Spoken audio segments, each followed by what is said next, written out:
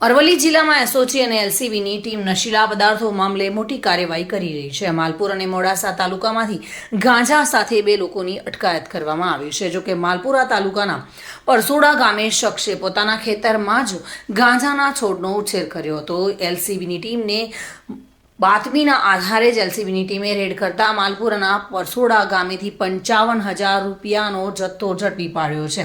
જોકે એસઓજીની ટીમે મોડાસા ગાજણ ટોલ નાકા પાસે બાતમીના આધારે ગાંજા સાથે એક શખ્સની ધરપકડ કરી છે। મોડાસા ગાજણ ટોલ નાકા પાસે પસાર થતી બસમાં ચેકિંગ દરમિયાન એક શખ્સ પાસેથી ગાંજો મળી આવ્યો હતો।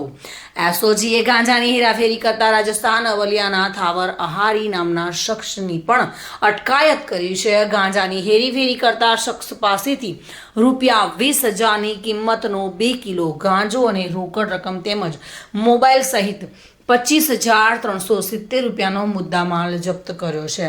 જ્યારે એલસીબીની ટીમે રેડ કરતા માલપુરાના પરસોડા ગામેથી 55,600 રૂપિયાની કિંમતના 5 કિલોના છોડ સાથે અબુભાઈ ઉર્ફે ફુલાભાઈ ખાંટ નામના શખ્સની અટકાયત કરી વધુ તપાસ હાથ ધરી છે।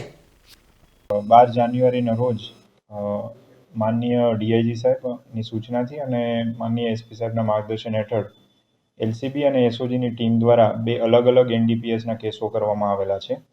જેમાં એક માલપુર ખાતે આરોપીએ પોતાના કબજા ભોગવટાની જે રહેણાંક મકાન હતું એમાં ગાંજાનો છોડ છે એ ઉગાડેલ હતું, જેને ત્યાં રેડ કરતા ટોટલ 5.560 કિગ્રા જેની ટોટલ કિંમત છે 55,600 એ ગાંજાના છોડ એક છે એને અત્યારે કબજે કરવામાં આવ્યા છે।